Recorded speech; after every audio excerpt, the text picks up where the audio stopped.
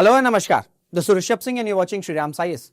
We are back with our very important initiative called Between the Headlines for the day 22nd of December 2025, your one-stop solution for current affairs. इस series में objective ये है कि दिन की जितनी भी इंपॉर्टेंट आर्टिकल्स, न्यूज रही हैं, that is relevant for your UPSC examination, that includes prelims, that includes mains, उनको हम डीकंस्ट्रक्ट करते हैं. So without any further adieu let's start this informative session. So हमने आज 5 इंपॉर्टेंट न्यूज पिक करी है.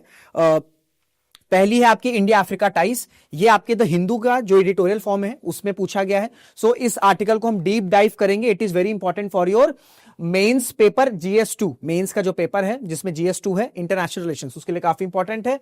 So we'll be deep diving this article. Then data exclusivity in pharmaceutical sector. ये data exclusivity ये आपके GS paper 2 that is governance and जो GS paper 3 में आपका हेल्थ है, ठीक है, जो हेल्थ सेक्टर से क्वेश्चन पूछे जाते हैं उसके लिए काफी इंपॉर्टेंट है फॉर योर मेंस. प्लस ये जो डेटा एक्सक्लूसिविटी है ये एज इट इज आपके प्रीलिम्स में भी पूछा जा सकता है. So this news is relevant for your mains as well as your prelims. Then we'll see some important news related to prelims. जैसे कुछ हम इंफॉर्मेशन देखेंगे थैलासीमिया के बारे में, ठीक है, थैलासीमिया, क्योंकि इस तरीके से जो डिजीजेस रहते हैं उस पे यूपीएससी क्वेश्चंस कई बार पूछ चुका है, स्पेशली प्रीलिम्स में. देन हम वर्ल्ड एंटी डोपिंग एजेंसी के बारे में कुछ इंपॉर्टेंट फैक्टर्स को देखेंगे. एंड प्लेसेस इन न्यूज में आज हमने 2 न्यूज पिक करी है. कल संडे था. सो संडे को आपको पता है कि यूएस ने एयर स्ट्राइक्स किए सीरिया, तो सीरिया की कुछ इंपॉर्टेंट ज्योग्राफी को समझेंगे. एंड साथ में ही आज हिंदू और आपका हिंदू और इंडियन एक्सप्रेस दोनों में आपके ये न्यूज आई है कि जो इजराइल है उसने फ्रेश न्यू सेटलमेंट या फ्रेश सेटलमेंट्स जो है वो इंट्रोड्यूस कर दिए वेस्ट बैंक में. सो इस वजह से सीरिया और वेस्ट बैंक दोनों को हम प्लेसेस इन न्यूज के पर्सपेक्टिव से समझने की कोशिश करेंगे. ये आपका द हिंदू में था और ये जो डेटा एक्सक्लूसिविटी है ये आपके इंडियन एक्सप्रेस में आया है, ठीक है, इंडियन एक्सप्रेस में आया है आपके एक्सप्लेन्ड सेक्शन में, तो काफी इंपॉर्टेंट हो जाता है. बट इस डिस्कशन में आगे हो उससे पहले एक बहुत इंपॉर्टेंट इंफॉर्मेशन है. If you have decided that you want to prepare for the civil services examination, but somehow you are stuck in your UPSC preparation, आपको समझ में नहीं आ रहा है कि प्रिपरेशन करनी कैसे है, आपको ये नहीं समझ में आ रहा है करंट अफेयर्स कहां से पढ़े, स्टैटिक कहां से पढ़े, तो बिल्कुल भी परेशान नहीं होना. We at Shriram science running a free 1-to-1 mentorship initiative जहां पर आप अपने सभी doubts related to UPSC preparation पूछ सकते हैं, वो भी बिल्कुल फ्री में, जिसके बाद हमारे जो क्वालिफाइड मेंटोर्स है आपके सभी डाउट्स को रिजॉल्व करेंगे. इस वीडियो के डिस्क्रिप्शन में आपको गूगल फॉर्म दिख रहा होगा, उस गूगल फॉर्म में अपने क्वेश्चंस पूछिए एंड आपके क्वेश्चंस को हमारे क्वालिफाइड मेंटर्स रिजॉल्व करेंगे. सो इसी के साथ अच्छा एक और बहुत इंपॉर्टेंट इंफॉर्मेशन है. ये जो बिटवीन द हेडलाइंस है ना, इसका एक और बड़ा ही डिफरेंशिएटिंग फैक्टर ये है कि ये आपकी नोट्स मेकिंग में काफी ज्यादा हेल्प करेगा, क्योंकि मैं न्यूज को ना डिफरेंट आर्टिकल्स हो गए, वेबसाइट्स हो गए, वहां से जो रेलेवेंट इंफॉर्मेशन होती है उसको कंसोलिडेट करता हूं, जो कि आपके नोट्स मेकिंग में काफी हेल्प करेगा. सो इस वजह से इस लेक्चर की PDF आपको श्रीराम साइंस के ऑफिशियल टेलीग्राम हैंडल और मेरा जो टेलीग्राम हैंडल है दोनों पर मिल जाएगी. तो दोनों ही टेलीग्राम हैंडल को ज्वाइन जरूर से कर लीजिएगा. नाउ अपने डिस्कशन को स्टार्ट करते हैं. Unlocking the potential of India Africa economic ties, ठीक है, ये आपके द हिंदू में आया है. अब इसको जल्दी से मैं बता देता हूं, उसके बाद हम जो भी इंपॉर्टेंट फैक्ट्स उसको समझेंगे. ये क्या बोल रहा है, ये जो आर्टिकल उसका क्रक्स ये है कि जुलाई 2025 अभी कुछ ही महीने पहले 5 नेशन टूर किया था प्राइम मिनिस्टर नरेंद्र मोदी ने, ठीक है, 5 नेशन टूर किया था जिसमें आपका नामीबिया हो गया, घाना हो गया, ठीक है, त्रिनिदाद एंड टोबैगो हो गया, अर्जेंटीना हो गया, ब्राजील हो गया. और अभी क्या हुआ, 3 नेशन टूर हुआ जिसमें इथोपिया और फिर आपका ओमान और यहां पर जो है विजिट हुआ था. अब ये जो विजिट हो रही है, जो अफ्रीकन कॉन्टिनेंट में या जो अफ्रीकन कंट्रीज में विजिट हो रही है, वो क्या हाईलाइट कर रहा है, वो ये हाईलाइट कर रहा है कि जो भारत है वो अपने इकोनॉमिक रिलेशंस को और ज्यादा एनहांस करना चाहता है अफ्रीका कॉन्टिनेंट से, ठीक है, अफ्रीका कॉन्टिनेंट से. तो ये जो आर्टिकल है वो ये हाईलाइट कर रहा है कि पहली बात तो ऐसा भारत क्यों कर रहा है, उसका रीजन ये है that we want to diversify our exports.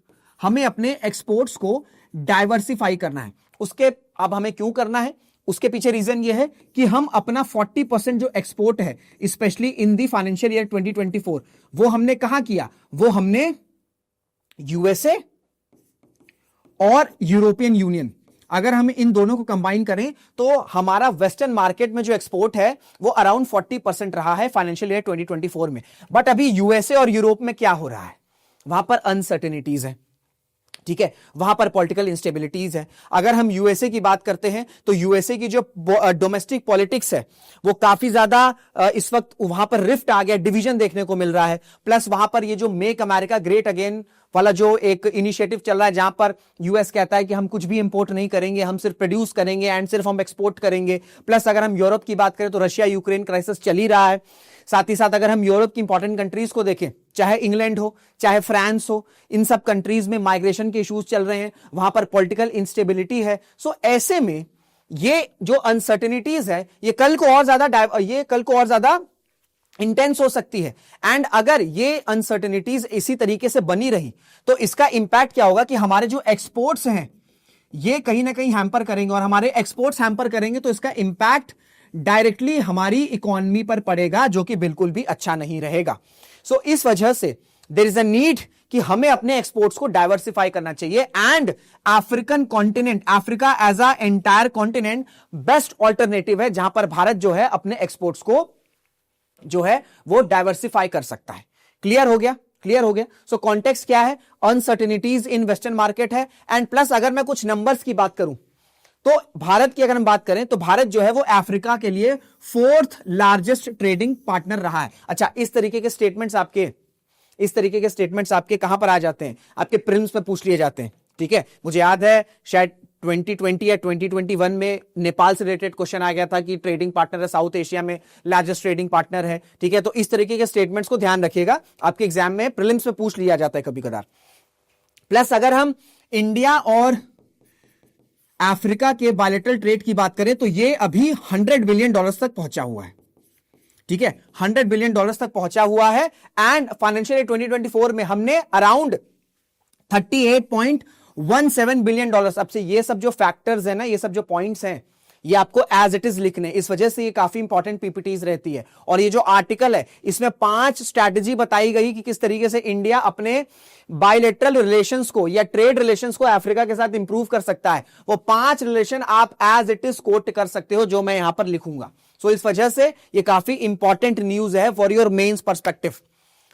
तो फाइनेंशियल ईयर 2024 की बात करें तो इंडिया ने अराउंड $38.17 बिलियन जो है गुड्स एक्सपोर्ट किए थे एंड डिफरेंट कंट्रीज में, जैसे आपका नाइजीरिया हो गया, साउथ अफ्रीका हो गया, तंजानिया हो गया, ठीक है। एंड उसी के साथ साथ अगर हम बात करें तो 2024 में जो अफ्रीका ने इंपोर्ट्स किए हैं, टोटल इंपोर्ट्स किए हैं, उसका 6% कहां से आया है? उसका 6%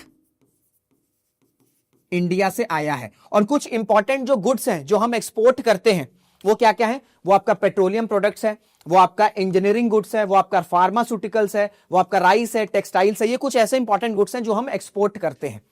but there is a catch, यहां पर चाइना का डोमिनेंस अब आपको समझना होगा।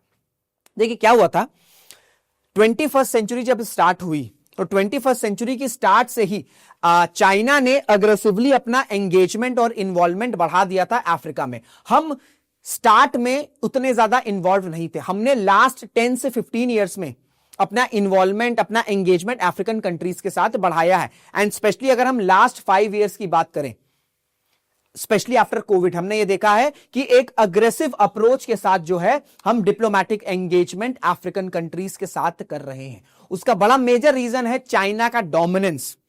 अगर मैं चाइना की बात करूं तो चाइना अफ्रीका का one of the largest trading partners है।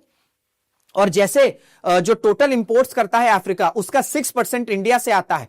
तो अगर हम चाइना की बात करें तो वो 21% है, ठीक है, 21% है। और जो बायलैटरल ट्रेड है चाइना एंड अफ्रीका में, वो आपका $200 बिलियन से भी ज्यादा है। हम $100 बिलियन के अराउंड कहीं ना कहीं स्ट्रगल कर रहे हैं। और China being the largest investor of Africa in Africa, उसका जो बायलैटरल ट्रेड है वो $200 बिलियन से भी ज्यादा है। एंड अफ्रीका 21%, अपना टोटल इंपोर्ट का 21% इंपोर्ट सिर्फ और सिर्फ कहां से कर रहा है? सिर्फ और सिर्फ चाइना से कर रहा है। सो ये एक एस्पेक्ट हुआ कि हम नंबर्स में कितने पीछे हैं चाइना से। सेकंड है आपका क्वालिटी। अगर हम गुड्स को देखें अपने, अगर हम कौन से गुड्स को एक्सपोर्ट कर रहे हैं, पेट्रोलियम प्रोडक्ट्स है, इंजीनियरिंग गुड्स है, फार्मास्यूटिकल्स है, राइस है, टेक्सटाइल्स है, नो इश्यूज, इंपॉर्टेंट प्रोडक्ट्स है। बट अगर हम चाइना की बात करें, चाइना क्या एक्सपोर्ट कर रहा है टू अफ्रीका? वो कर रहा है मशीनरी, वो कर रहा है बॉयलर्स, वो कर रहा है इलेक्ट्रिकल मशीनरी, वो कर रहा है सेमीकंडक्टर डिवाइसेस। अब ये जो इक्विपमेंट्स है या जो गुड्स हैं, वो अफ्रीका की इंडस्ट्रीज को स्ट्रॉन्ग करेंगे, वो अफ्रीका की मैन्युफैक्चरिंग को स्ट्रॉन्ग करेंगे। एंड अगर हम बात करें अफ्रीका एज अ कॉन्टिनेंट की, तो वहां पर बहुत सी ऐसी कंट्रीज हैं जहां पर मैन्युफैक्चरिंग का कोई स्कोप नहीं है। तो एक कॉन्टिनेंट में जहां पर मेजॉरिटी कंट्रीज अंडर डेवलप्ड है एंड उनको डेवलप्ड होना है, तो उनके लिए सबसे इंपॉर्टेंट एस्पेक्ट क्या है? उनके लिए सबसे इंपॉर्टेंट एस्पेक्ट है उनकी इंडस्ट्रीज, उनकी मैन्युफैक्चरिंग। जो इन्वेस्टमेंट आए वो मैन्युफैक्चरिंग में आए, तब जाकर उनकी जो अंडर डेवलप कंट्री है वो डेवलपमेंट या डेवलपिंग के स्टेज पर आएगी ना।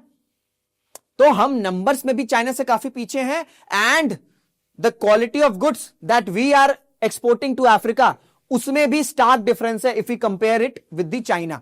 सो इन दो एस्पेक्ट की वजह से हमने ये रिकॉग्नाइज किया कि भाई हमें अपने ट्रेड रिलेशंस को और ज्यादा अग्रेसिव करना होगा। इस वजह से हमने एक एम्बिशियस टारगेट रखा है बाय 2030 कि अभी जो बायलैटरल ट्रेड है बिटवीन इंडिया एंड अफ्रीका, उसे डबल करना है।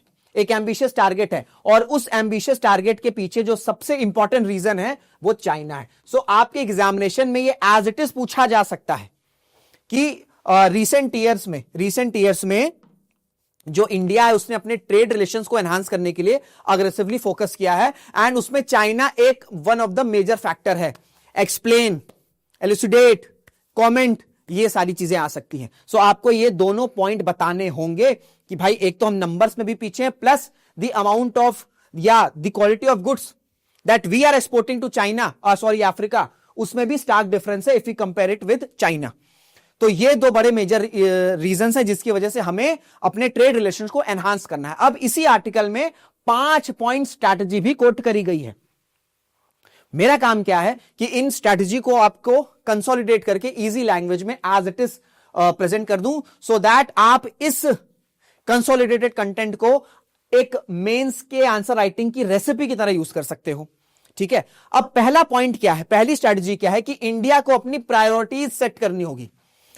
भैया किसी भी टारगेट को आपको अगर अचीव करना है, that if your target, suppose your target is qualifying the civil services examination, so उसके लिए you need to have certain priorities कि भाई आपको मिनिमम 5 to 6 आवर्स डेली पढ़ना है, आपको स्टैंडर्ड बुक्स रिफर करना है, you have to practice mock test, you have to write answers. These are certain priorities जो कि आपको फुलफिल करना होगा if you want to qualify this prestigious examination. इसी तरीके से अगर इंडिया को अपने bilateral relations specially in the trades aspect अगर वो अफ्रीका के साथ एनहांस करने हैं, तो कुछ प्रायोरिटीज को सेट करना होगा। उसमें सबसे इंपॉर्टेंट है कि जो ट्रेड बैरियर्स हैं उन्हें सबसे पहले हमें रिमूव करना होगा, और साथ ही साथ हमें कुछ प्रेफरेंशियल ट्रेड अग्रीमेंट्स या फिर हम कॉम्प्रिहेंसिव इकोनॉमिक पार्टनरशिप अग्रीमेंट्स कर सकते हैं अफ्रीका की डिफरेंट कंट्रीज के साथ, स्पेशली वो कंट्रीज जहां की जो इकोनॉमीज है वो ग्रो कर रही है या ग्रोइंग स्टेज पर है। जैसे अभी हमने ओमान से किया, या हमने अभी कुछ टाइम पहले यूनाइटेड किंगडम से किया। तो ऐसे क्या होगा, इससे क्या होगा कि जो कंट्रीज के साथ हम, जो अफ्रीका की कॉन्टिनेंट में जो कंट्रीज हैं, स्पेशली जो मेजर कंट्रीज हैं, जो मेजर इकोनॉमीज हैं अफ्रीका की, उनके साथ अगर हम प्रेफरेंशियल ट्रेड अग्रीमेंट या कॉम्प्रिहेंसिव इकोनॉमिक पार्टनरशिप अग्रीमेंट करेंगे, तो फिर वो इंडिया और उस पर्टिकुलर कंट्री के ट्रेड रिलेशंस में काफी ज्यादा हेल्प करेगा। एंड इस तरीके से करके अगर हम कई सारी कंट्रीज के साथ ये इस तरीके के अग्रीमेंट साइन करेंगे, तो होलिस्टिकली हमारा जो ट्रेड रिलेशन है वो अफ्रीका एज अ कॉन्टिनेंट के साथ काफी ज्यादा एनहांस कर सकता है, कर जाएगा।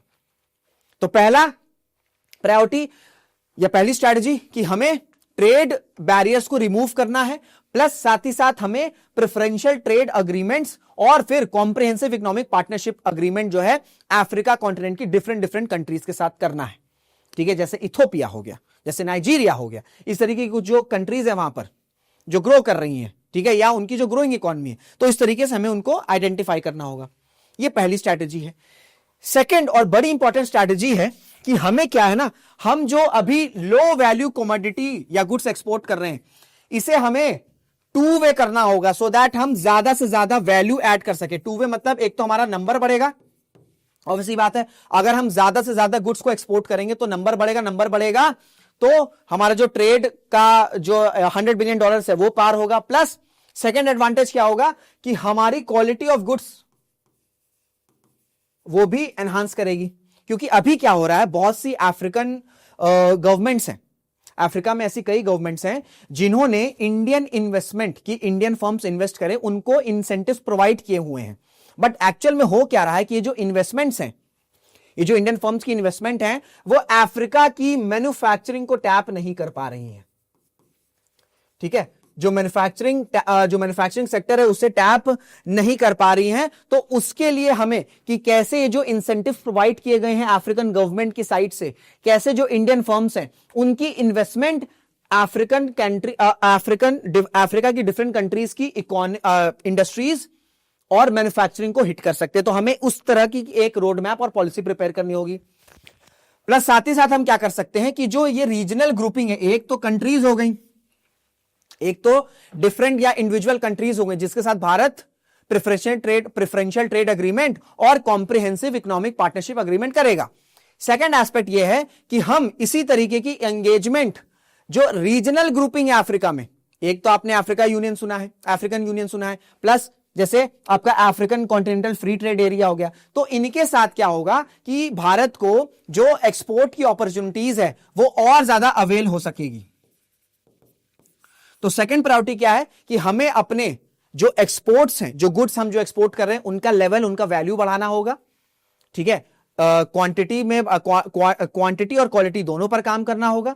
साथ ही साथ हम क्या कर सकते हैं कि अभी जो इन्वेस्टमेंट्स इंडियन फर्म्स की अफ्रीका कॉन्टिनेंट के मैन्युफैक्चरिंग और इंडस्ट्रीज को जो अभी नहीं प्रिवेल कर पा रही हैं, हमें एक रोड मैप प्रिपेयर करना होगा, पॉलिसी सेटअप करनी होगी कि कैसे ये रिजॉल्व हो सकता है। एंड लास्ट ये है इसी सेकेंड पिलर स्ट्रैटेजी में कि हम रीजनल ग्रुपिंग्स हैं उनके साथ भी ज्यादा से ज्यादा एंगेज कर सकते हैं, सो दैट इंडिया के जो एक्सपोर्ट्स की अपॉर्चुनिटीज है वो और ज्यादा ओपन हो, वो और ज्यादा अवेल हो। क्लियर हो गया?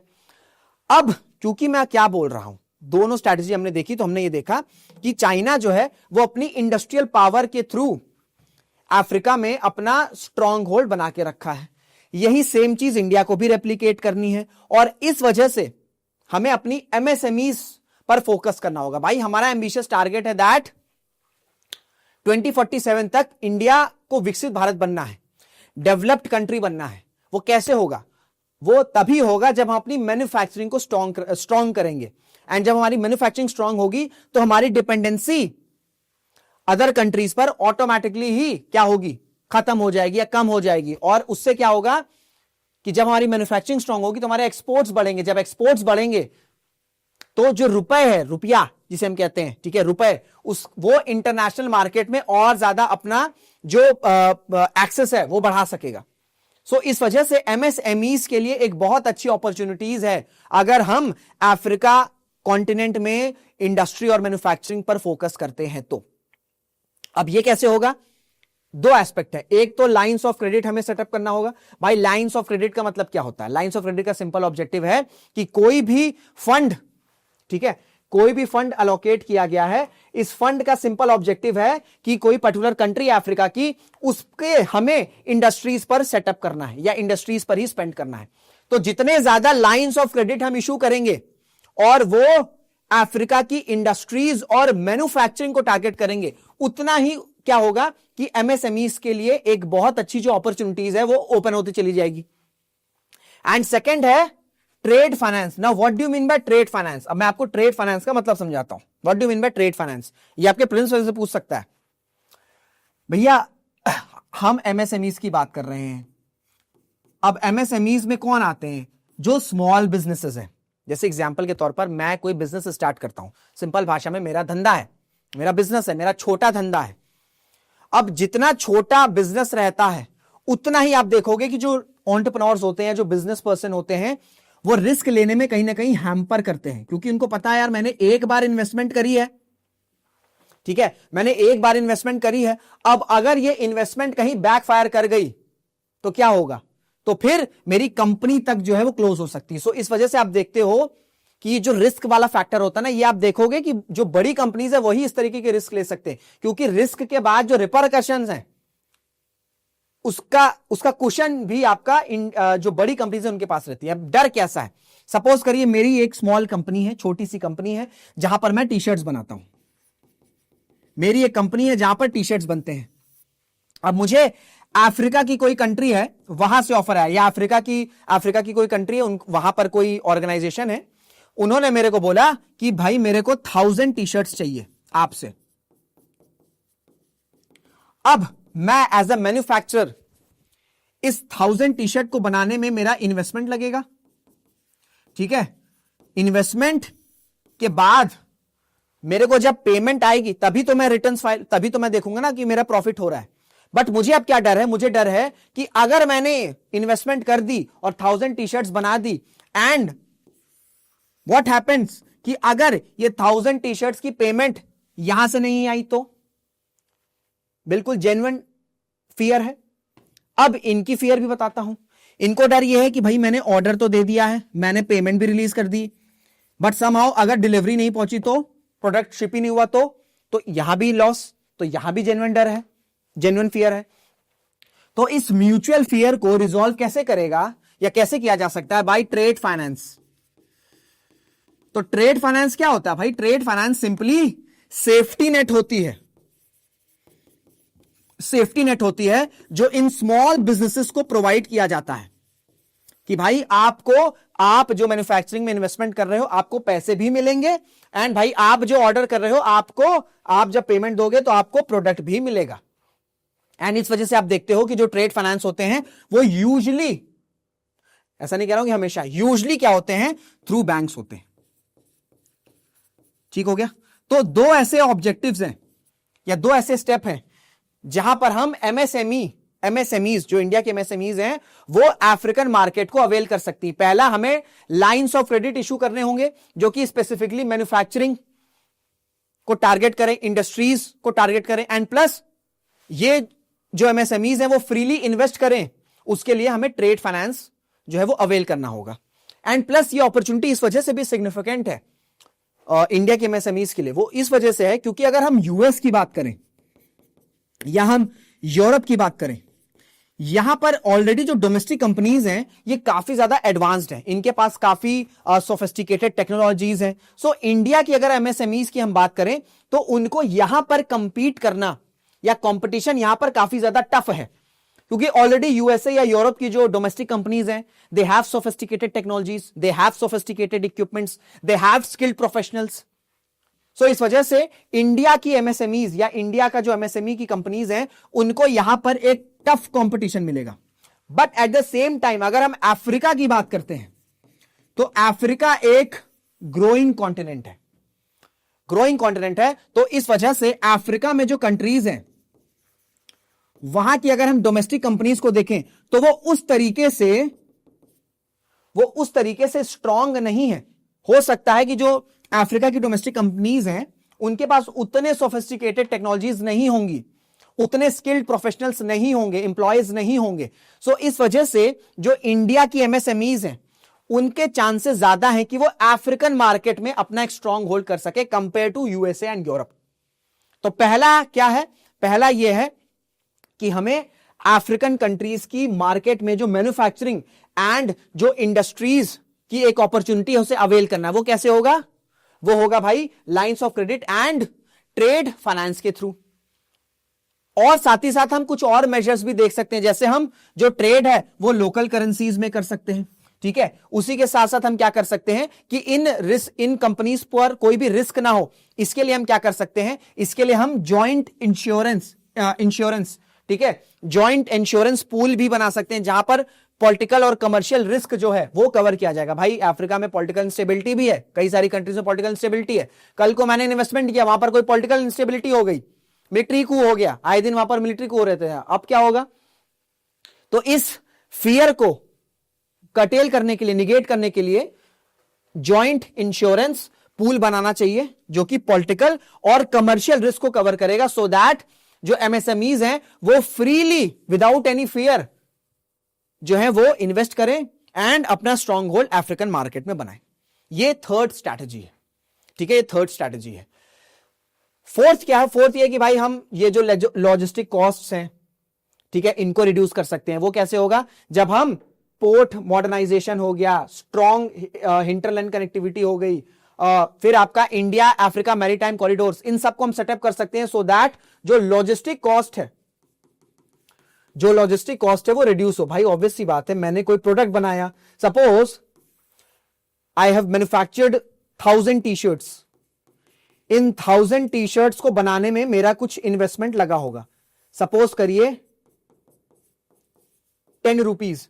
नाउ अब अगर मेरा जितना ही लॉजिस्टिक कॉस्ट ऐड होगा, जैसे सपोज करिए लॉजिस्टिक बनाने में मुझे 10 रुपए लग रहे हैं, लॉजिस्टिक कॉस्ट अगर 5 रुपए है, 5 रुपीज है, तो अल्टीमेटली फाइनल प्रोडक्ट पर कॉस्ट कितना जा रहा है? 15 रुपीज जा रहा है। तो जितना ज्यादा मेरी अपफ्रंट इन्वेस्टमेंट रहेगी, उतना ही ज्यादा मैं इस टी शर्ट की प्राइसिंग को भी हाई रखूंगा, और जितना ज्यादा मैं टी शर्ट की प्राइसिंग को हाई रखूंगा, उतने चांसेस होंगे कि शायद उस तरीके की डिमांड मेरी टी शर्ट के लिए ना आए। But at the same time logistic cost minimum है, ठीक है। सपोज 1 रुपीज मेरा लॉजिस्टिक कॉस्ट लग रहा है इंक्लूडिंग विद दी आपका इनिशियल इन्वेस्टमेंट, तो टोटल इन्वेस्टमेंट कितनी पड़ी मेरी? 11 रुपीज। अब 11 रुपीज के कंपेयर में अगर मुझे प्रॉफिट गेन करना है, तो मैं अपने टी शर्ट की अग्रेसिव प्राइसिंग रख सकता हूं। एंड चाहे अफ्रीका हो, भारत हो, यूएसए हो, ठीक है, यूरोपियन यूनियन हो, कोई भी जगह हो, ठीक है, कोई भी जगह हो, कल को अगर हम मार्स में भी जाके रहने लग जाएंगे, तो वहां के लोगों को भी अगर हम इंक्लूड कर लें, तो भैया सेम कंज्यूमर की फीलिंग होती है कि जहां पर आपको लेस प्राइस मिलेगा, उसी प्रोडक्ट की डिमांड ज्यादा होगी। एंड जितनी ज्यादा प्रोडक्ट की डिमांड होगी, उतना ज्यादा हम सप्लाई करेंगे, एंड जितना ज्यादा हम सप्लाई करेंगे, उतना ज्यादा हमारा प्रोडक्शन बढ़ेगा। तो it's a very good positive cycle. Clear हो गया? अब हम लॉजिस्टिक कॉस्ट कैसे रिड्यूस कर सकते हैं? हम पोर्ट मॉडर्नाइजेशन, जो पोर्ट्स हैं उनको मॉडर्नाइज कर सकते हैं, ठीक है, हिंटरलैंड कनेक्टिविटी बना सकते हैं, प्लस हम मैरीटाइम कॉरिडोर भी बना सकते हैं। तो ये आपकी फोर्थ स्ट्रैटेजी है। फिफ्थ क्या है कि हम अपनी जो सर्विसेज है, या जो डिजिटल ट्रेड है, या जो पीपल टू पीपल लिंक है, इनको अग्रेसिवली स्केल अप कर सकते हैं। भाई अगर हम बात करें तो हमारी जो सर्विसेज सेक्टर है, that includes technology, that includes health care, that includes professional services, that includes skill development, इसमें हमारा स्ट्रॉन्ग होल्ड है। सर्विसेज सेक्टर की बात करें तो इंडिया का एक स्ट्रॉन्ग होल्ड है, तो हम अपने सर्विसेज सेक्टर के एक्सपोर्ट्स को और ज्यादा बूस्ट कर सकते हैं, और ज्यादा बूस्ट कर सकते हैं। कैसे?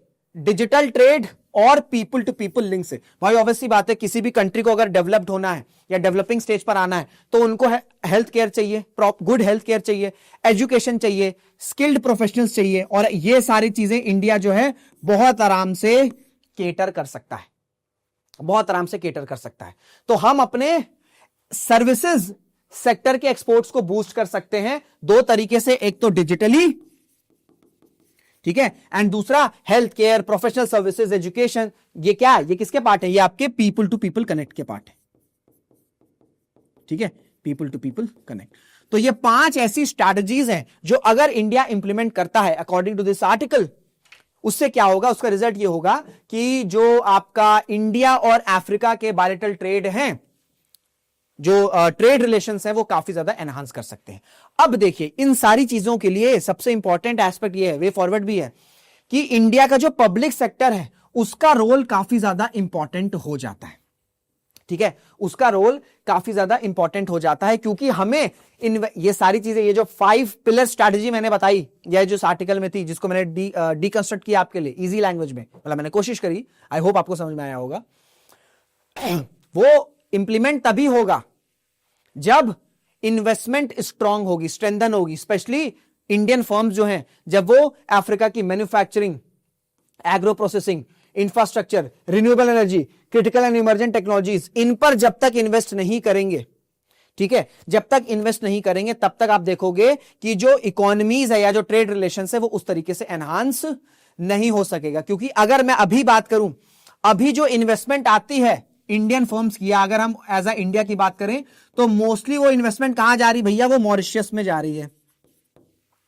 और उसके पीछे भी एक बड़ा रीजन है कि यहां पर टैक्स हेवंस हो जाते हैं, ठीक है, यहां पर टैक्स हेवंस हो जाते हैं। इसी के साथ साथ अगर हम बात करें ब्यूरोक्रेटिक हर्डल्स, ठीक है, फिर आपका पॉलिटिकल इंस्टेबिलिटी और फाइनेंसिंग कॉस्ट, जो हाई फाइनेंसिंग कॉस्ट है, इन सब की वजह से क्या हो रहा है कि हम कहीं ना कहीं ये फेस कर रहे हैं कि जो इंडियन फर्म्स हैं वो उस तरीके से इन्वेस्टमेंट नहीं कर पा रहे हैं डिफरेंट डिफरेंट सेक्टर्स में, जैसे आपका मैन्युफैक्चरिंग हो गया, एग्रो प्रोसेसिंग हो गया, इंफ्रास्ट्रक्चर हो गया। तो इस सबको रिजॉल्व करने के लिए we need a proper road map and we need a clear cut policy guidelines. तो जो ये 5 पॉइंट स्ट्रैटेजी हमने डिस्कस करी वो इंप्लीमेंट कैसे होगी, या उसका जो मेन एग्जीक्यूटिव थ्रेट जो टूल है वो क्या है कि जो इंडियन पब्लिक सेक्टर है, जो इंडियन फर्म्स हैं, इनको अपनी इन्वेस्टमेंट स्ट्रेंथन करनी होगी, अपनी इन्वेस्टमेंट डिफरेंट डिफरेंट सेक्टर्स में, डिफरेंट डिफरेंट सेगमेंट्स में स्ट्रेंथन करनी होगी। तब जाकर जो है हम ये जो ट्रेड रिलेशंस की बात कर रहे हैं, या 2030 में हम अपने टारगेट को डबल करने की बात कर रहे हैं when it comes to bilateral trade with Africa, तब जाकर ये जो हमारा टारगेट है ये कंप्लीट होगा। सो ये पूरा क्रक्स था इस आर्टिकल का। आई होप ये डिस्कशन आपको इन डेप्थ लगा होगा, इंफॉर्मेटिव लगा होगा। अगर आपको सारी चीजें समझ में आ गई हैं तो मैंने प्रैक्टिस क्वेश्चन भी ऐड किया है, ये आप कमेंट बॉक्स में मुझे मेंशन करोगे। मैं चाहता हूं कि बिटवीन दी हेडलाइंस की जो कमेंट्स कम्युनिटी हो, जो कमेंट्स की कम्युनिटी हो, वो एक ऐसी कम्युनिटी हो जहां पर स्टूडेंट्स मेंस के आंसर्स डिस्कस कर रहे हो, ठीक है। ये बहुत ही इंफॉर्मेटिव कम्युनिटी हो सकती है अगर आप कमेंट्स करोगे तो क्वेश्चन ये है, examine the strategic and economic rationale behind India's recent push to deepen economic engagement with Africa. Clear हो गया? जो चीजें बताई हैं उसी से रिलेटेड क्वेश्चन है, और मैं चाहूंगा कि आप इस क्वेश्चन के जो आंसर्स हैं कमेंट बॉक्स में पिन करें, एंड किसी को कुछ ऐड करना हो, कुछ सबट्रैक्ट करना हो, वो पूरी तरीके से वेलकम रहेगा। तो एक इंफॉर्मेटिव कमेंट सेक्शन की कम्युनिटी बनाने का ऑब्जेक्टिव है जो कि आप ही फुलफिल करोगे। क्लियर हो गया? So we are done with our first news. अब नेक्स्ट न्यूज की तरफ चलते हैं जो कि आपका डेटा एक्सक्लूसिविटी पर है। In push for drug data exclusivity pharma industry sees a bitter pill. ये आपका पॉलिसी, मतलब जो एक्सप्लेन सेक्शन है उसमें आया है। कॉन्टेक्स्ट क्या है?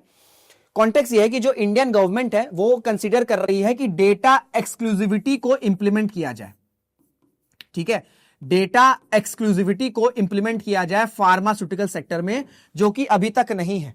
और उसके पीछे ऑब्जेक्टिव ये है कि जो फ्यूचर में ट्रेड डील्स हैं या जो ट्रेड नेगोशिएशन चल रही, जैसे आपका यूरोपियन फ्री ट्रेड एसोसिएशन हो गया, या फिर हम यूके की बात कर लें, तो अगर डेटा एक्सक्लूसिविटी इंप्लीमेंट की जाएगी तो हो सकता है यहां से जब हम ट्रेड नेगोशिएशंस करेंगे तो फॉरेन इन्वेस्टमेंट आने की चांसेस काफी ज्यादा हाई हो जाएगी, क्योंकि ये जो नेशंस हैं इन्होंने पॉइंट रखा है कि there should be a data exclusivity in India's pharmaceutical sector, ठीक है, in India's pharmaceutical sector. And अगर मैं बात करूं ये जो डेटा एक्सक्लूसिविटी नहीं है अभी फार्मास्यूटिकल सेक्टर में, ठीक है, अभी इंडिया में डेटा एक्सक्लूसिविटी नहीं है, उसकी वजह से इंडिया क्या है, इंडिया की जो फार्मास्यूटिकल इंडस्ट्री है वो चीपर जेनेरिक ड्रग्स जो है वो बना सकती है, जो कि भारत को एक एज प्रोवाइड करता है ग्लोबल मार्केट में, ठीक है, ग्लोबल मार्केट में। सो इस वजह से इस डेटा एक्सक्लूसिविटी अगर ऐड होगी तो ये इंडिया के फार्मा सेक्टर को पूरी तरीके से चेंज कर सकता है। अब क्वेश्चन यही है कि आप ये डेटा एक्सक्लूसिविटी क्या है इसको तो समझेंगे, बट क्वेश्चन ये है कि गवर्नमेंट ऐसा क्यों करना चाह रही है। उसके पीछे रीजन ये है कि इंडियन गवर्नमेंट का स्टांस ये है कि इन्वेस्टमेंट्स, फॉरेन इन्वेस्टमेंट इंडिया की फार्मास्यूटिकल्स में काफी ज्यादा आ सकते हैं। अब सवाल यह है कि व्हाट इज डेटा एक्सक्लूसिविटी। भाई देखो, कोई कंपनी है, मैं हूं, मेरी एक कंपनी है, मुझे कोई ड्रग बनाना है, ड्रग्स मींस हियर मेडिसिन, ठीक है, ड्रग्स हियर इज मेडिसिन। तो मैं एक इनोवेटर कंपनी हूं, या मेरी एक इनोवेटर कंपनी है जहां पर मुझे किसी पर्टिकुलर डिजीज को टारगेट करने के लिए एक मेडिसिन बनानी है। अब इसके लिए मुझे क्या करना होगा, इसके लिए मुझे क्लिनिकल ट्रायल्स, ठीक है, क्लिनिकल ट्रायल्स सबमिट करने होंगे। अब ये क्लिनिकल ट्रायल सबमिट क्यों करने रहेंगे मुझे, क्योंकि मुझे जो रेगुलेटर है, हर कंट्री में रेगुलेटर होता है, ठीक है, जो रेगुलेटर है उसे मुझे बताना होगा कि मेरी जो मेडिसिन है, अगर कोई मेडिसिन उसे, अगर कोई बंदा कोई इंडिविजुअल मेरी मेडिसिन को कंज्यूम करेगा तो वो पूरी तरीके से सेफ है। सेफ्टी और एफिकेसी, ठीक है, सेफ्टी और एफिकेसी को इंश्योर करने के लिए मुझे क्लिनिकल ट्रायल सबमिट करने रहते हैं।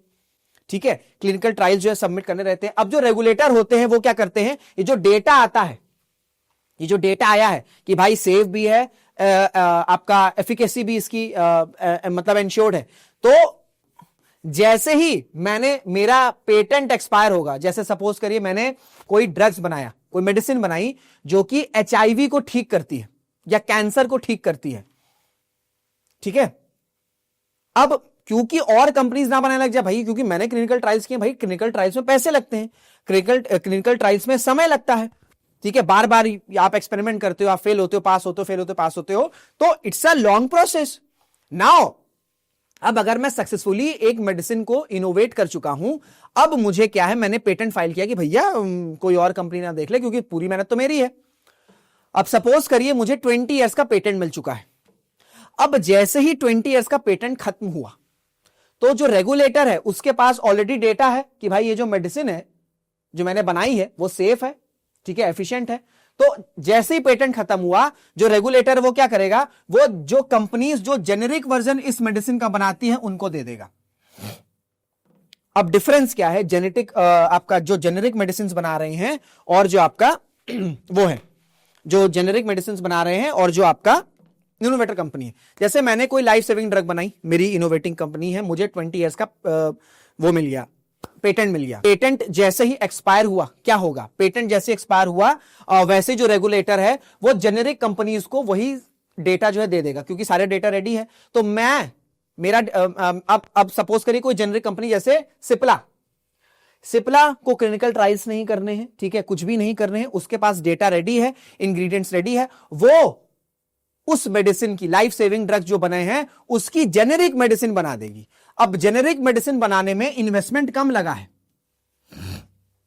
ठीक है, क्योंकि सेफ्टी डेटा ऑलरेडी सिप्ला के पास था, इसको क्लिनिकल ट्रायल्स नहीं करने हैं या जो भी एक्सपेरिमेंटेशन है वो सब नहीं करने हैं, प्रॉपर रेसिपी रेडी है, सेफ्टी और एफिकेसी सब कुछ इंश्योर्ड है। मेरे को क्या करना है, मुझे जेनेरिक वर्जन की मेडिसिन बनानी है।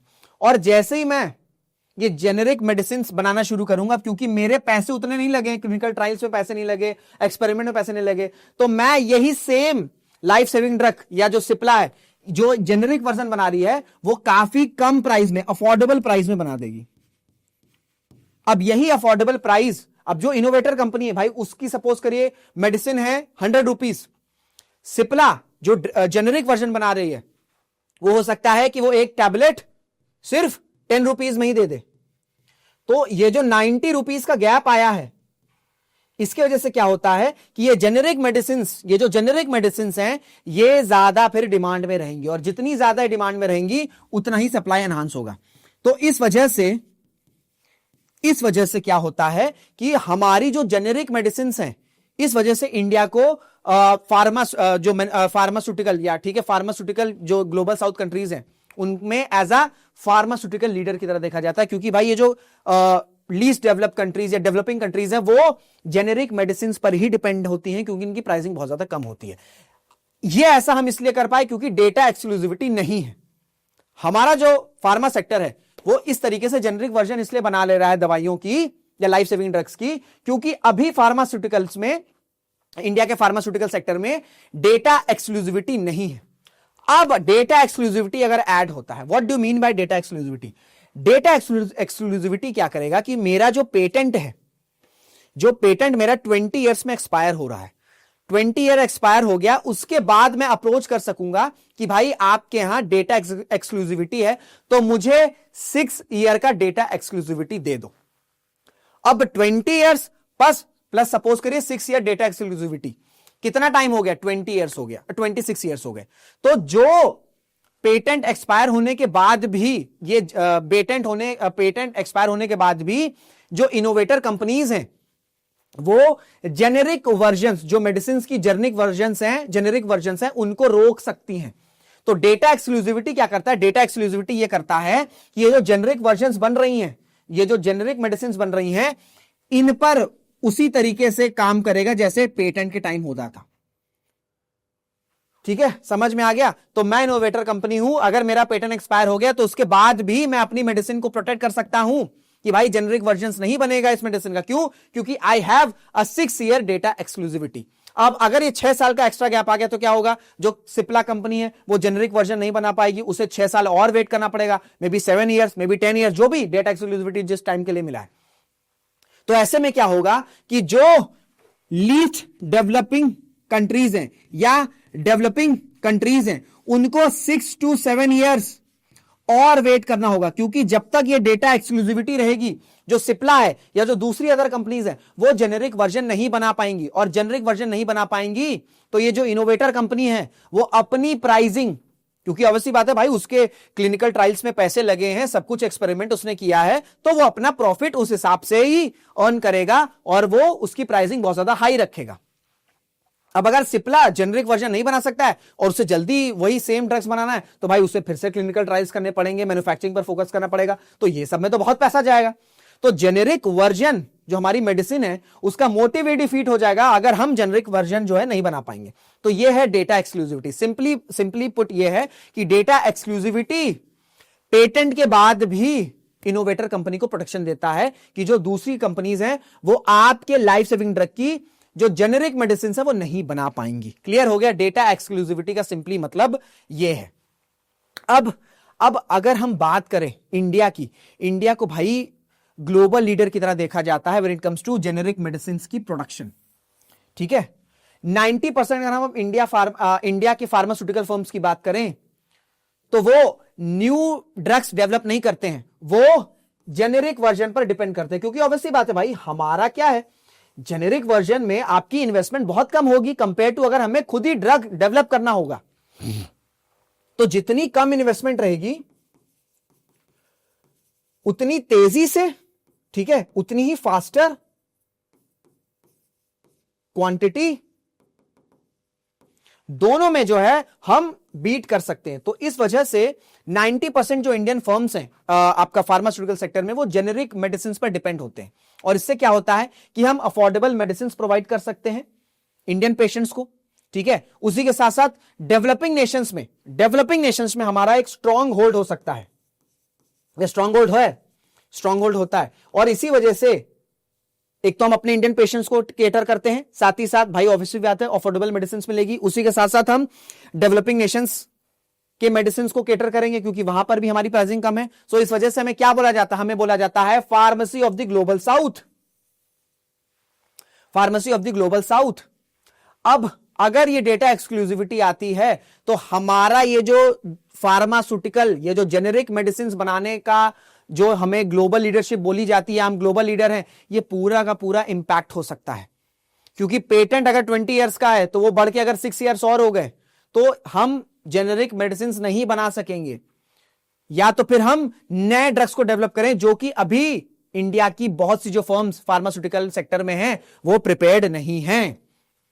ठीक है, वो प्रिपेयर्ड नहीं। और इसी वजह से आपने देखा है कि डेवलपिंग कंट्रीज से नहीं, हम यूरोपियन यूनियन की बात करें, हम यूके की बात करें, क्योंकि दे आर डेवलप कंट्रीज, वहां का जो कंज्यूमर है वो रेडी है या वो अफोर्ड कर सकता है, चाहे इनोवेटर मेडिसिन हो, इनोवेटर कंपनी की मेडिसिन हो या फिर जेनेरिक वर्जन हो। बट भारत की अगर हम पेशेंट्स की बात कर लें या फिर हम डेवलपिंग नेशंस की बात कर लें, वहां पर वी आर नॉट रेडी कि हम अफोर्ड कर सकें जो इनोवेटर कंपनी की ड्रग्स रहेगी। तो इस वजह से ये काफी एक इंपॉर्टेंट स्टेप देखा जा रहा है। अब ऐसा गवर्नमेंट अभी तक, या गवर्नमेंट क्या कर रही है, देखिए अभी क्या हुआ है कि गवर्नमेंट ने ही इंटर मिनिस्ट्रियल और इंडस्ट्री कंसल्टेशंस को बुलाया था, जहां पर कॉमर्स मिनिस्ट्री हो गया, DPIIT हो गया, फार्मास्यूटिकल डिपार्टमेंट हो गया और हेल्थ मिनिस्ट्री हो गई, कि कैसे हम डेटा एक्सक्लूसिविटी को इंप्लीमेंट और एक्सप्लोर कर सकते हैं। ठीक है, और इसका सबसे इंपॉर्टेंट ऑब्जेक्टिव है कि जो हम यूरोपियन फ्री ट्रेड एसोसिएशन की बात कर रहे हैं, यहां पर इनका यह है कि ऑब्वियसली बात है इनको जेनेरिक मेडिसिन इनको बहुत ज्यादा फायदा नहीं करती, क्योंकि मोस्टली अगर हम देखें तो ये वेस्टर्न नेशंस की कंपनीज होती हैं जो सारी चीजें बनाती हैं। तो ऑब्वियसली बात है उनके लिए जेनेरिक मेडिसिन तो बिल्कुल भी अच्छी बात नहीं है। तो जेनेरिक मेडिसिन जितना बंद हो जाएगी या कम हो जाएगी तो उतना ही जो वेस्टर्न नेशंस की कंपनीज है उनको बेनिफिट होगा। और इससे क्या होगा, उससे यह होगा कि वो फिर इन्वेस्टमेंट करेंगे इंडिया के फार्मास्यूटिकल सेक्टर में, कि भाई ठीक है, अगर आपको जेनेरिक मेडिसिन से कुछ नुकसान होगा, अगर आप डेटा एक्सक्लूसिविटी इंप्लीमेंट करते हो, तो जो लॉसेस होंगे उसे फुलफिल किया जाएगा इन्हीं फॉरेन इन्वेस्टमेंट से। ये थॉट प्रोसेस है गवर्नमेंट का जिस पर डिस्कशन चल रहा है। हालांकि हेल्थ मिनिस्ट्री ने क्लैरिफाई किया है कि अभी कोई भी प्रपोजल प्रेजेंट नहीं किया गया है डेटा एक्सक्लूसिविटी को लेकर। तो ये हाईलाइट कर रहा है कि गवर्नमेंट में डिफरेंसेस हैं, विद इन गवर्नमेंट ही या with in ministries he differences हैं। क्योंकि डेटा एक्सक्लूसिविटी अगर आती है इंडिया में, specially in the pharma sector, तो ये जो 90% इंडियन फर्म्स हैं ये कैसे केटर करेंगे? क्या ये 90% इंडियन फर्म्स जो अभी अर्न कर रहे हैं, क्या पूरा का पूरा इस फॉरेन इन्वेस्टमेंट से वो केटर हो जाएगा? We have no idea. So इसी वजह से क्लियर डिफरेंसेस आपको देखने को मिल रहे हैं विद इन द गवर्नमेंट। अब जब डेटा एक्सक्लूसिविटी अगर इंप्लीमेंट कर दिया जाए तो ये कैसे इंपैक्ट कर सकता है? भाई सबसे इंपॉर्टेंट बात है कि हम जो है जेनेरिक फोकस्ड फार्मास्यूटिकल इंडस्ट्री हैं, तो अगर डेटा एक्सक्लूसिविटी आती है तो हमारा ये जो एज है ये ऑब्वियस सी बात है काफी हद तक इंपैक्ट हो जाएगा, काफी हद तक कटेल हो जाएगा। और हमें जो ग्लोबल मार्केट्स में एक कॉम्पिटिटिव एडवांटेज मिलता है अब तक, या मिलता आ रहा है अब तक, because of the pricing, because of the aggressive pricing, वो कहीं ना कहीं इंडिया लूज कर जाएगा। इस वजह से कई सारे जो एक्सपर्ट हैं उन्होंने क्या बोला है, और साथ ही साथ एक्सपर्ट ने यह भी हाईलाइट किया है कि हमारा जो भारत आत्मनिर्भर भारत का ऑब्जेक्टिव है वो भी हैम्पर कर देगा। क्यों? क्योंकि अगर हम फार्मास्यूटिकल की बात करें तो वहां पर जो इंडियन कंपनीज हैं वो ड्रग्स बनाने पर फोकस नहीं करती, उनका फोकस जेनेरिक ड्रग्स पर होता है। क्योंकि ऑब्वियस सी बात है, किसी ड्रग को प्रिपेयर करना या नया बनाना, उसके लिए हमारे पास इतना इंफ्रास्ट्रक्चर नहीं है, ना ही उतना अभी हमारे पास इन्वेस्टमेंट है। सो इस वजह से जेनेरिक वर्जन पर फोकस किया जाता है। ठीक है, जेनेरिक वर्जन पर फोकस किया जाता है। प्लस एक मेजर कंसर्न ये है, ये जो इनोवेटर कंपनीज हैं, जैसे सपोज करिए मैंने इनोवेशन किया, मैंने एक लाइव सेविंग ड्रग्स बनाई, मेरा पेटेंट एंड हुआ, पेटेंट एंड होते ही मैंने डेटा एक्सक्लूसिविटी, क्योंकि इंडिया के फार्मास्यूटिकल सेक्टर में है, मुझे 6 इयर्स की डेटा एक्सक्लूसिविटी मिल गई। तो इससे क्या होगा? आप जेनेरिक मेडिसिन बन नहीं सकती हैं।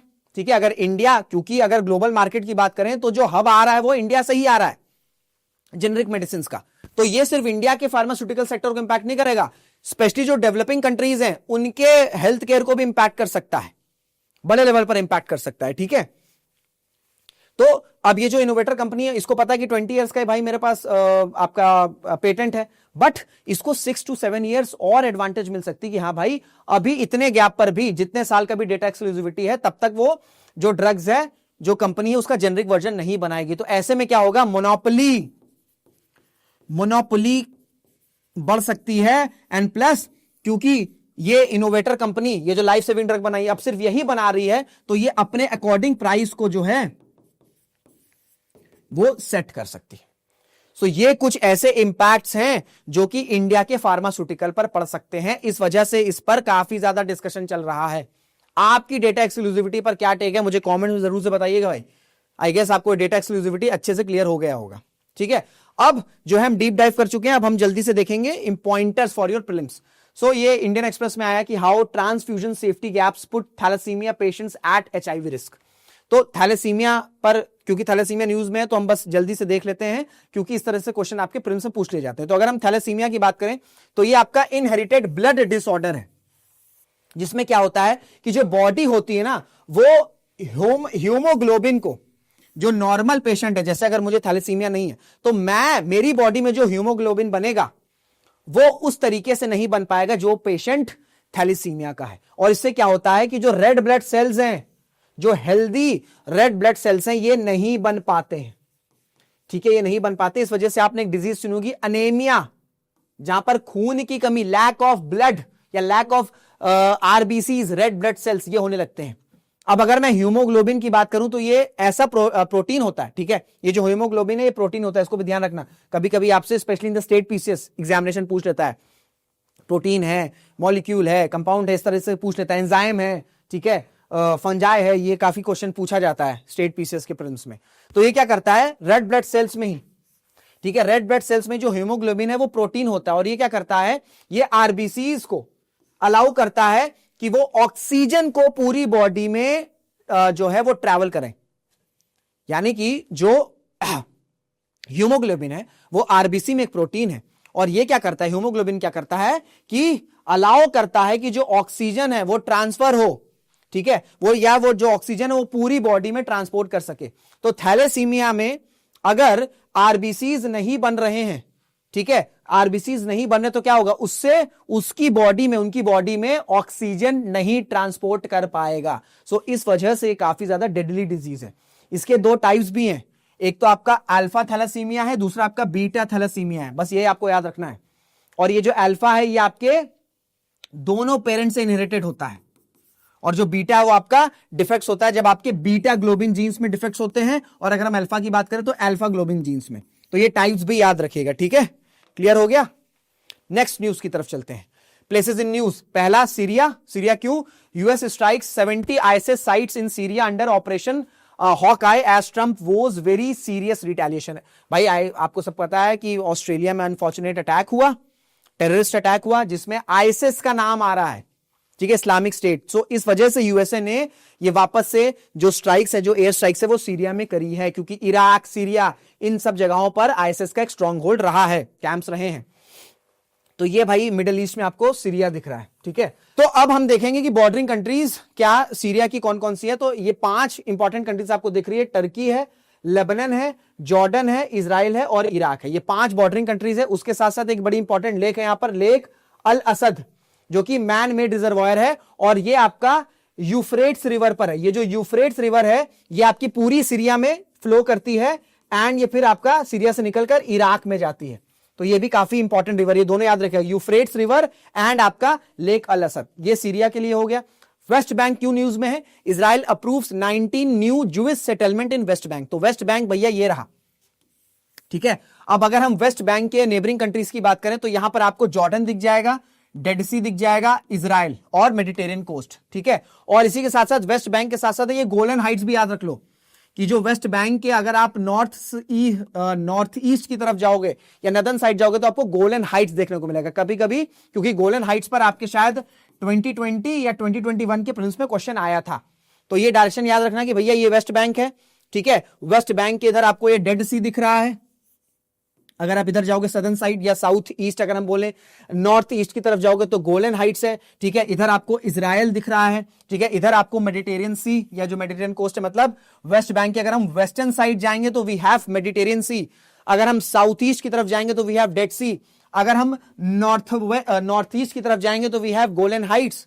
क्लियर हो गया। और फिर आपका इधर आपका जॉर्डन है, इजराइल है, और इधर आपका गाजा है वेस्ट बैंक के, यानी कि अगर हम साउथ वेस्ट की तरफ जाएंगे तो वी हैव गाजा स्ट्राइफ। ये क्वेश्चन आपसे इस तरह से घुमा के पूछा जा सकता है। क्लियर हो गया। तो ये आपका वेस्ट बैंक। लास्ट न्यूज है कि इंडिया जो है वो नंबर 1 रैंक पर है ग्लोबिंग डोपिंग पे, और ये बिल्कुल भी अच्छी खबर नहीं है कि अगर हमें 2036 का ओलंपिक्स होल्ड करना है, आपका होस्ट करना है, तो उसके लिए ये न्यूज उतनी अच्छी नहीं है। कॉन्टेक्स्ट क्या है? कॉन्टेक्स्ट ये है कि 3rd कंसेक्यूटिव ईयर में इंडिया ने टॉप किया, मतलब लगातार 3 साल से इंडिया जो है वो टॉप पर है, जो कि वर्ल्ड एंटी डोपिंग एजेंसी की ग्लोबल लिस्ट ऑफ ऑफेंडर्स है। तो इसमें आपको यही जानना है वर्ल्ड एंटी डोपिंग एजेंसी के बारे में। सिंपली भाई ये 1999 में स्टैब्लिश हुई थी, ठीक है। ये आपकी इंडिपेंडेंट इंटरनेशनल एजेंसी है। ये स्टेटमेंट याद रखिए, इंडिपेंडेंट इंटरनेशनल मार्केट, जो कि डोपिंग फ्री स्पोर्ट, ये जो ग्लोबल मूवमेंट है इसको लीड करती है। जो ग्लोबल मूवमेंट है